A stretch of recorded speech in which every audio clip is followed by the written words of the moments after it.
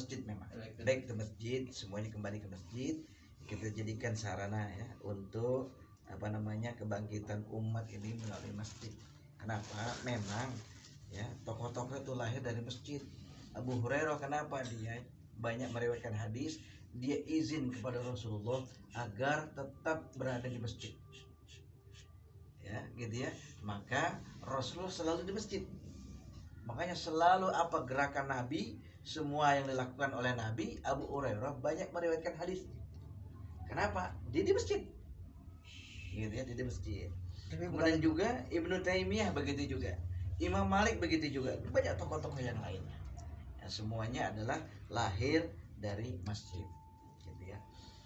Kemudian juga kita jadikanlah kita tertaut hati kita dengan masjid, karena salah satu yang mendapat naungan dari Allah di hari kiamat nanti ada 7 ya, salah satunya adalah seorang hamba yang senantiasa tertaut hatinya dengan masjid. Jadi disitulah tempat kita bercurhatnya kepada Allah Subhanahu wa taala, menyampaikan semua keluh kesah kita kepada Allah Subhanahu wa taala, tempatnya di masjid. Gitu ya. Kemudian juga kita jadikan masjid ini juga sebagai markas dakwah kita di masjid, gitu ya. Nah, karena ya, semua di dunia ini kerajaan ya, yang menguasai 2/3 dunia, mereka bangkit dari masjid semuanya. Bangkitnya dari masjid. Begitu. Masya Allah. Itu ya pentingnya kita back to masjid, kembali ke masjid. Nah, oleh karena itu yang ditambah lagi dengan datangnya bulan Ramadan, yang jelas kita harus betul-betul meyakini, memahami ya tentang kewajiban kita berpuasa. Ya, dalam arti puasa yang baik. Gitu ya. Kan di buku Ihya Ulumuddin ada itu ya. Di Imam Al-Ghazali kan ada 3 tipe jenis puasa. Puasanya orang amah, puasanya orang khusus, dan puasanya orang super khusus atau khususul khusus. Nah, gitu ya. Nah, kalau orang amah kan sekedar makan lapar dan haus doang, gitu ya. Nah, tidak melibatkan semua anggota badannya berpuasa. Nah, tapi yang kedua, yang khusus, yaitu orang-orang yang beriman, yang memahami tentang puasa itu sendiri. Nah, sehingga semuanya diikut sertakan puasa. Bukan hanya menahan lapar dan haus, tapi mata, telinganya, hidungnya, ya semuanya, tangan kakinya ikut berpuasa. Nah, lebih khusus lagi puasanya para nabi, yaitu puasa yang khususul khusus atau super khusus.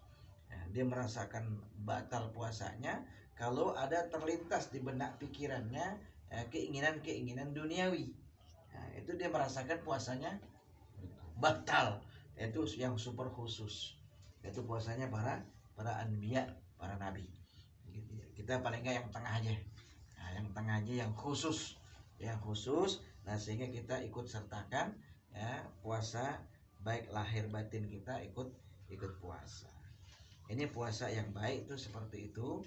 Nah, sehingga kita betul-betul yakini bahwa puasa adalah untuk Allah ya, karena dia merupakan ibadah sirriyah, ibadah rahasia ya, yang tahu adalah ya kita dengan Allah. Malaikatnya nggak tahu, malaikat nggak tahu, yang tahu adalah kita dengan Allah Subhanahu wa taala. Makanya Allah katakan kullu amal ibni Adam lahu illa siyam. Setiap amal anak Adam untuk dirinya sendiri kecuali puasa. Ya, fa innahu li, di untuk aku. Puasa untuk aku. Wa ana ajzi bihi, dan aku yang langsung akan membalasnya tanpa batas. Gitu ya, tanpa batas. Langsung dari Allah Subhanahu wa taala. Inilah puasa yang baik yang akan memberikan pengaruh besar dalam kehidupan kita. Ya, gitu. Kemudian juga kedudukan puasa di mata Allah Subhanahu wa taala ya seperti itu. Ya, besar. Ya. Dan juga di surga nanti ya pintunya khusus untuk mereka yang puasa. Itu pintu surga apa namanya? Ar-Rayyan. Gitu ya. Makanya ketika di hari kiamat itu pintu itu bicara. Aina soimun, aina soimun, aina soimun, dimanggil semua tuh. Mana orang yang puasa, mana orang yang puasa. Disuruh masuk, udah disiapin pintunya, disuruh masuk. Setelah masuk semua tutup, nggak ada lagi boleh orang masuk. Kemudian juga puasa as-saumu junnatun, kata ini apa dalam hadis riwayat Tirmizi, puasa itu adalah sebagai tameng atau perisai. Nah gitu ya. Nah jadi kalau kita betul-betul puasa, akan jadi tameng lah kita terhindar dari berbuat maksiat, berbuat yang dimurkai oleh Allah Subhanahu wa taala. Nah, dengan puasa begitu. Dan yang berikutnya adalah ya kita manfaatkan waktu di bulan Ramadan besok, banyak full ibadah, banyak melakukan sholat, begitu ya. Sholat apa saja silahkan. Semua sholat yang fardu 12, baik tarawih, qiyamul lail, sholat taubat, sholat tasbih, boleh, nggak apa-apa, ikuti aja. Kalau perlu sebagai sarana media untuk berdekat dengan masyarakat, kita koordinir. Siapa yang mau sholat ini ya silakan.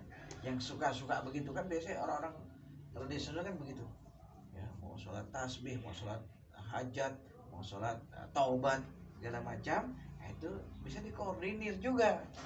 Nah, boleh di masjid kapan-kapan aja silakan, mau siang hari, sore hari, malam hari, mau silakan, boleh gitu ya.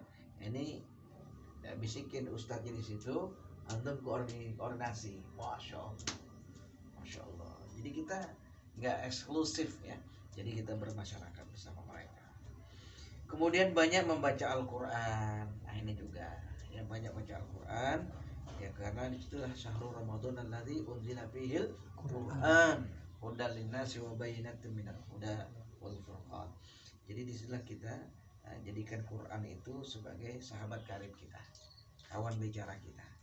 Jangan banyak buka-buka Instagram, jangan banyak buka-buka WhatsApp, jangan banyak buka-buka YouTube gitu ya. Nah, kurangi itu semua. Yang kita buka adalah baca Al-Quran, gitu ya. Karena inilah Quran yang akan menghidupkan kita, ya, yang akan hidup dan menghidupkan kita, nah, gitu ya, membangkitkan kita semua. Kemudian juga jangan lupa kita berdoa dan berzikir, ya, jangan malas, jangan culas, berdoa berzikir apa saja, minta kepada Allah, begitu ya. Mau siang hari, sore hari, malam hari, ya pokoknya dalam selama bulan Ramadan Allah akan siapkan menerima doa-doa kita. Falyastajibuli wal yu'minu bi la'allahum yarshudun. Jadi Allah akan mengabulkan semua doa-doa kita. Nih. Kemudian juga banyak berinfak, infak, ya. Dan diusahakan kita ada waktu untuk itikaf, gitu ya. Itikafnya bukan asal awakhir doang.